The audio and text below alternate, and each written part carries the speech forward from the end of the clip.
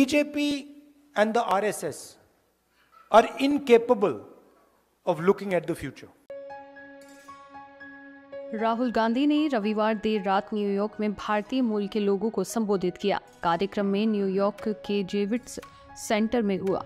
राहुल को सुनने के लिए 5000 प्रवासी भारतीय जुटे। राहुल ने यहां 26 मिनट भाषण दिया। राहुल के भाषण से पहले ओडिशा ट्रेन हादसे के विक्टिम्स को श्रद्धांजलि दी गई।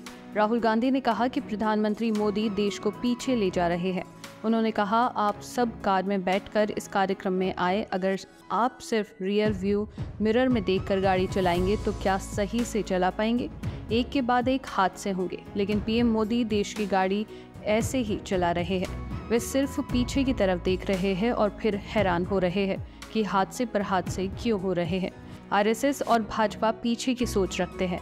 उनसे कुछ भी पूछो वो पीछे की तरफ देखने लगते हैं। इसके बाद राहुल ने पूछा कि क्या आपने कभी भाजपा की किसी मीटिंग में ऐसा सुना है कि लोगों ने एक दूसरे को आई लव यू कहा हो?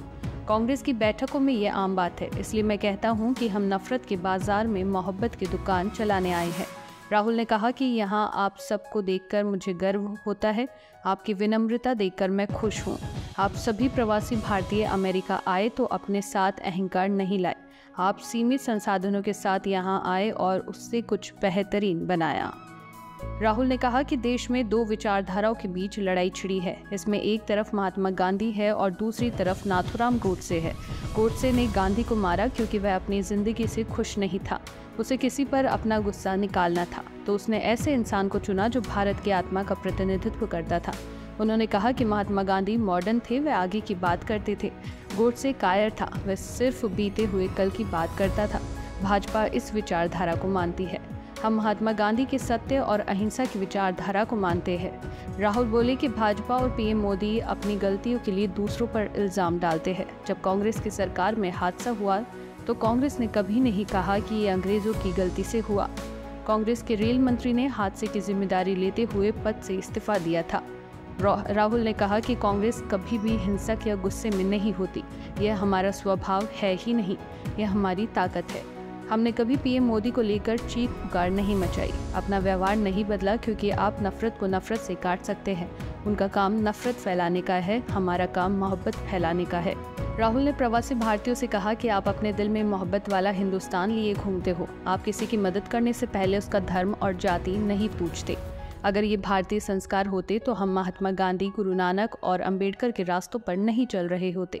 उन्होंने कहा कि नया चलन चल पड़ा है। अगर आपको भारतीयता दिखानी है तो आपको गुस्सा करना होगा, लोगों को गाली देनी होगी, दूसरों के साथ अभद्रता करनी होगी।